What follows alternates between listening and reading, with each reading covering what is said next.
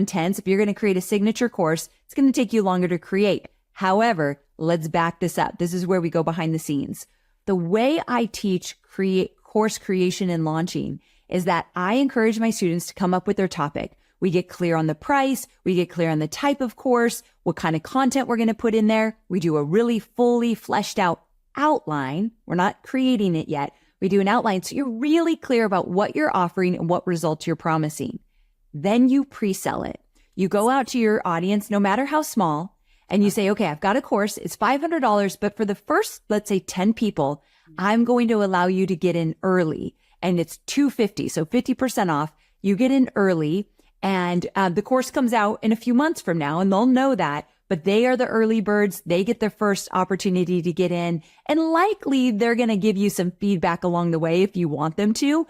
But why do we do this? 2 reasons. Number one, it's a huge validation. If people pay you for their course, let's say only 5 people out of the 10, you get 5 people. Still, 5 people raised their hand and said, here's my hard-earned money. I want this. Great validation.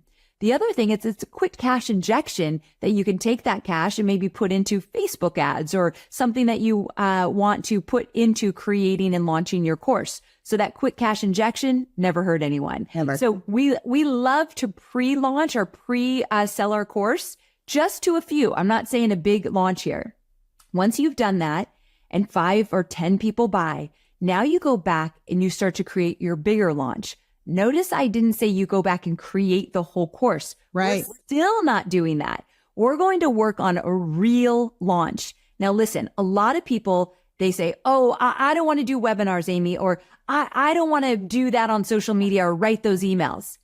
This is how you build a business. This is how you get in there and you learn how to be a good marketer. And so I teach my students how to do webinars, how to write the emails that get people to buy your course, what to post on social media during your launch time. So this is the period where you're going to create a real launch. You're going to be a real business owner with a real marketing plan. Yes. And it is very doable. I make it as easy as possible. And then after you launch your course, that is when you start to create and deliver it. So I teach my students, let's either deliver it live week by week. So you don't have to pre-record anything. You don't have to edit anything. You're just delivering it week by week, module by module. Or if you want to pre-record week by week and then put it out week by week, you can do that as well. But we don't actually create the whole course until we've sold it.